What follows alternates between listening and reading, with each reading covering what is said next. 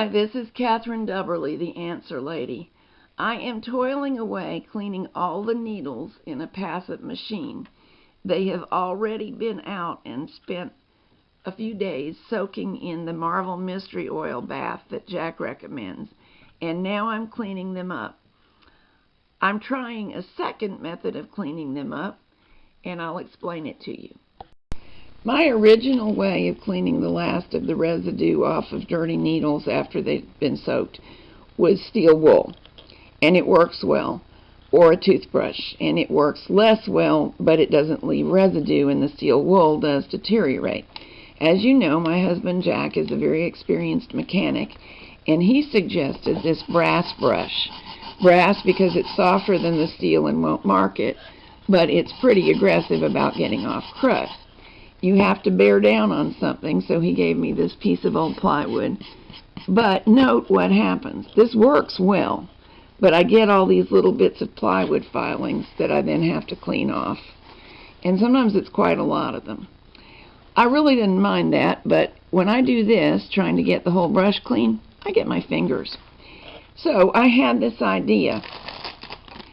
Copper scrubby pads from Kroger grocery store have some similar characteristics to the brass brush in that they don't deteriorate as fast as steel wool, and they are also softer than steel but aggressive cleaners. And that seems to be working very well for me.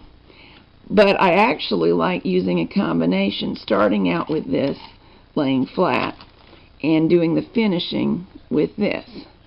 Try not to get the open hook involved in the pad. Of course, it will hang up, as will this, and it will destroy the pad quicker. But I still thought I'd like to get rid of these little fuzzies. And I thought, hey, why not a dollar store plastic cutting board? Turns out it does not deteriorate as fast as the plywood when I scrub on it. So I don't have as many little shavings to get off. So now I have a system that's very much like what we always used, but I think is a little bit more efficient, a little bit easier on the fingers.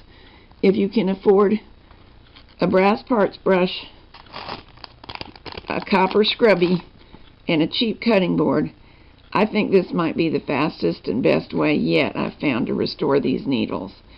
And to remind you, why do they get in this condition? Well, some people don't get in it as badly as mine do because they're better at cleaning a little along.